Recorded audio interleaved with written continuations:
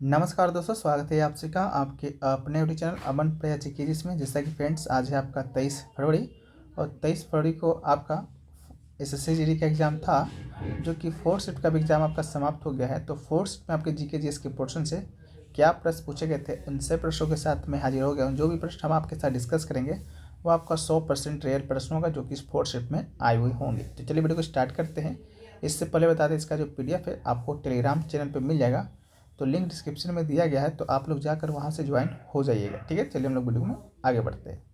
तो पहला जो प्रश्न देखा जा रहा है वो पूछा गया था कि विश्व में हरित क्रांति के जनक कौन है। ठीक है, तो हरित क्रांति के जनक की जब हम लोग बात करते हैं तो इसमें दो तरह के जनक निकल कर आते हैं।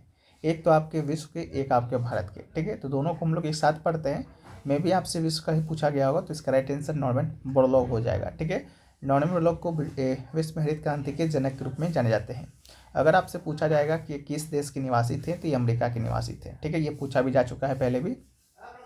अमेरिका में कृषि वैज्ञानिक और मानवतावादी थे। इसके अलावा आपसे ये पूछा जाता है कि नॉर्मन बोरलॉग ने हरित क्रांति का शुरुआत है जो कि किस देश से किया था, तो देश इनका अलग हो जाता है। देश का नाम अगर पूछेगा तो हो जाएगा मेक्सिको। ठीक है, मेक्सिको से हरित क्रांति का शुरुआत है जो कि इन्होंने किया था, इसलिए इनको आधुनिक कृषि का जनक माना जाता है। साथ में इनको 1970 में नोबेल शांति का पुरस्कार भी दिया गया था, इस बात को भी याद रखिएगा।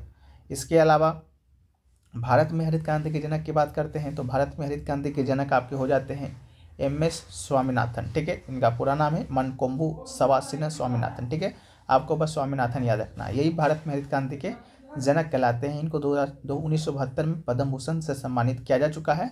साथ में अभी 2024 में इन्हें भारत रत्न पुरस्कार देने की घोषणा भी किया जा चुका है मरणोपरांत। ठीक है, ये क्वेश्चन पूछा गया था। अगला है कि अंकिता दास का संबंध किस खेल से है। ठीक है, अंकिता दास के बारे में अंकिता दास के बारे में आज पूछा गया है। इससे पहले कल परसों भी कोई अंकिता करके ही नाम से आपसे पूछा गया था, अंकिता जैन या अंकिता कुछ करके। दोनों, उनका भी संबंध आपका टेबल टेनिस से ही था। आप अंकिता दास का भी संबंध ही आपका टेबल टेनिस से ही है। ठीक है, तो इसका राइट आंसर आपका टेबल टेनिस हो जाएगा। इसके अलावा अगर इनसे रिलेटेड आपको राज्य पूछा जाए कि कौन से राज्य से संबंधित हो जाएगा, तो पश्चिम बंगाल से। ठीक है, सिलीगुड़ी पश्चिम बंगाल से भारतीय टेबल टेनिस खिलाड़ी है और इन्होंने 2012 के ग्रीष्मकालीन ओलंपिक में महिला एकल की प्रतियोगिता में भारत का प्रतिनिधित्व किया था। ठीक है, इसको याद रखिएगा। नेक्स्ट क्वेश्चन पूछा गया छऊ नृत्य जो कि किस राज्य का आम लोगों का नृत्य है। छऊ छऊ की बात करेंगे तो छऊ जो नृत्य है इसको भारत का जो आपका संस्कृति मंत्रालय है। ठीक है, भारत का संस्कृति मंत्रालय आप लोग जानते होंगे, होगा नहीं है। ठीक है, तो संस्कृति मंत्रालय के द्वारा ये जो छऊ नृत्य है इसको शास्त्रीय नृत्य का दर्जा प्रदान किया गया है, लेकिन संस्कृति मंत्रालय के तहत। ठीक है, संस्कृति मंत्रालय के तहत 9 शास्त्रीय नृत्य थे, 8 तो वही हो गया जो पुराना वाला है, संगीत नाटक अकेडमी के द्वारा मान्यता प्राप्त। एक आपका छऊ इसमें शामिल हो जाता है। छऊ जो नृत्य आपका पश्चिम बंगाल में भी किया जाता है, झारखंड में भी किया जाता है और आपका उड़ीसा में भी किया जाता है। आपके ऑप्शन में पश्चिम बंगाल, झारखंड, उड़ीसा में से कोई एक होगा, साथ में कोई नहीं होगा। ठीक है, कोई एक ही होगा। ठीक है, तो ये इसका राइट आंसर हो जाएगा। बस डिफरेंस इतना है कि अलग अलग नामों में छऊ नृत्य का जो स्थानीय नाम है, जैसे कि पश्चिम बंगाल में बात करेंगे तो पश्चिम बंगाल में इसे पुरुलिया छऊ के नाम से जाना जाता है। पुरुलिया एक जगह का नाम है पश्चिम बंगाल में। झारखंड की बात करेंगे तो सरायकेला छऊ, सरायकेला भी आपका झारखंड में एक नाम है, जहाँ से अभी जो विधायक जो अभी आपका CM बने हैं झारखंड के, चंपई सोरेन, यहीं से विधायक हैं, सरायकेला से ही। उड़ीसा में मयूरभंज है, मयूरभंज की खदान तो आप लोग जानते होंगे, लोह अश्व के लिए प्रसिद्ध है। तो मयूरभंज आपका छऊ उड़ीसा में किया जाता है, इसको भी आप याद रखिएगा। नेक्स्ट क्वेश्चन पूछा गया लोकसभा को भंग करने का शक्ति किसके पास है। लोकसभा की बात करेंगे जिसे कि निम्न सदन कहा जाता है, उसको भंग करने का जो शक्ति है वो आपके राष्ट्रपति के पास है। हम लोग बात कर रहे हैं भारत के, तो भारत के राष्ट्रपति के पास है, इसका राइट आंसर हो जाएगा। संविधान का अनुच्छेद 80 नहीं 83(2) के अनुसार इसकी बैठक के पहले दिन से 5 साल पूरा होना निचले सदन के विघटन के समान है।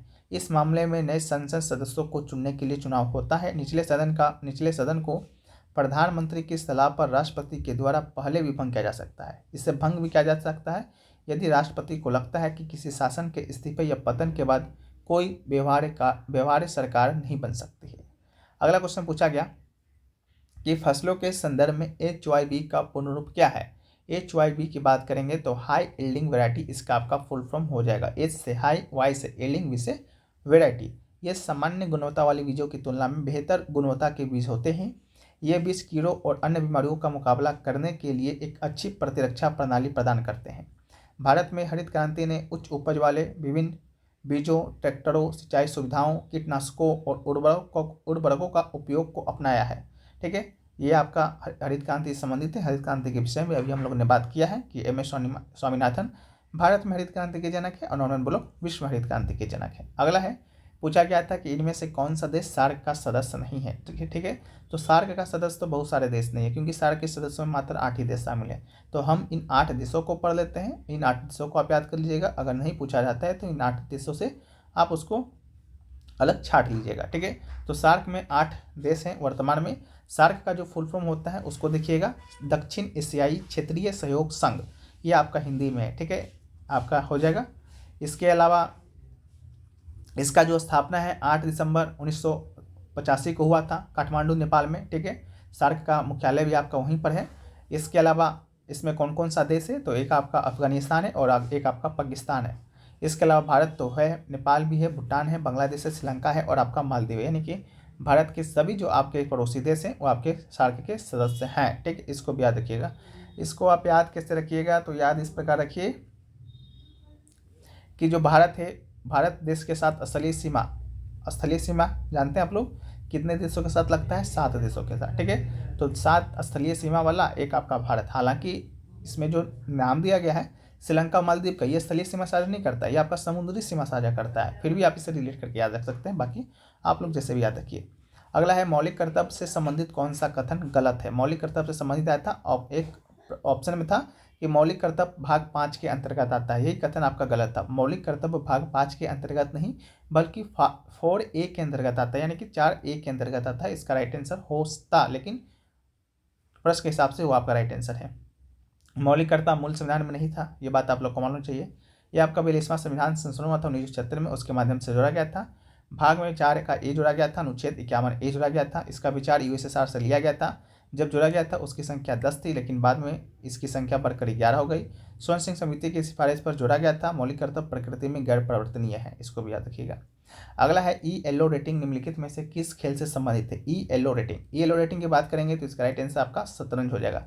शतरंज की बात करेंगे तो यह एक बोर्ड गेम है जो मुख्य रूप से 2 खिलाड़ियों के लिए है। शतरंज इस वर्ग आकार में खेला जाता है। बोर्ड 64 छोटे वर्गों से बना है, जिसके प्रत्येक तरफ 8 वर्ग हैं। ठीक है, प्रत्येक खिलाड़ी 16 टुकड़ों के साथ खेल शुरू होता है, जिसमें 8 प्यादे, 2 शूरवीर, 2 बिशप, 2 हाथी, 1 राजा और 1 रानी शामिल होता है। ठीक है, इसको भी आप याद रखिएगा। बाकी शतरंज के बारे में है तो शतरंज का खेल पहली बार उत्तर भारत में 6वीं शताब्दी में गुप्त साम्राज्य के दौरान खेला गया था। हालांकि अभी तक पूछा नहीं जा चुका है, पूछा जाएगा तो न्यू प्रश्न हो जाएगा। ठीक है, लेकिन याद रख लीजिएगा गुप्त साम्राज्य में इसका क्या होता है, खेला गया था। इसके अलावा भारत में शतरंज का संचालन अखिल भारतीय महासंघ के द्वारा किया जाता है। इसका मुख्यालय कहाँ है, तमिलनाडु के चेन्नई में स्थित है। ठीक है, तो अभी तक 4 शिफ्ट में इतना ही प्रश्न मिले हैं, बाकी और मिलेंगे, हम उसको PDF में शामिल कर देंगे। ठीक है, PDF आपको टेलीग्राम पर मिल जाएगा। लेकिन अगर आपको SSC का PYQ का ई-बुक लेना है, ई-बुक है तो इसको इस तरह से बनाया ही गया है कि आप इसका प्रिंट भी निकलवा सकते हैं। इस ई-बुक में आपको क्या क्या मिलेगा, तो पिछले जो साल आपका एग्जाम हुआ था SSC GD का 76 शिफ्टों में तकरीबन 1520 प्रश्न पूछे गए थे। 1520 प्रश्नों का विथ ऑप्शन के साथ विथ इंपॉर्टेंट एक्स्ट्रा फैक्ट जो आपके एग्जाम में आए हुए हैं और आपके आगे आने की प्रबल संभावना है, उन सारी चीज़ों को इसमें जोड़ा गया है। लेना चाहते हैं तो 2 व्हाट्सअप नंबर आपको यहाँ पर दिख रहा होगा, दोनों व्हाट्सअप नंबर में से किसी एक पर संपर्क कीजिएगा, उसको मिल जाएगा। या नहीं तो आपको लिंक भी डिस्क्रिप्शन में मिलेगा, वहाँ से भी आप लोग जाकर वेबसाइट के माध्यम से परचेस कर सकते हैं। वेबसाइट से परचेस कीजिएगा। तो बस इतना ख्याल रखिएगा, जब आपका पेमेंट हो जाएगा तो आपको इस तरह का इंटरफेस देखने को मिलेगा। डाउनलोड के नीचे डाउनलोड रहेगा, उस पर क्लिक कीजिएगा तो आपको एक PDF डाउनलोड हो जाएगा। साथ में Gmail पर भी आपको मैसेज चला जाता है, यहाँ से भी आप PDF को डाउनलोड कर सकते हैं। आशा करते हैं वीडियो आपको पसंद आया। वीडियो पसंद आया वीडियो को लाइक, शेयर, सब्सक्राइब जरूर कर दीजिएगा। मिलते हैं नेक्स्ट वीडियो में, जब तक के लिए जय हिंद, वंदे मातरम।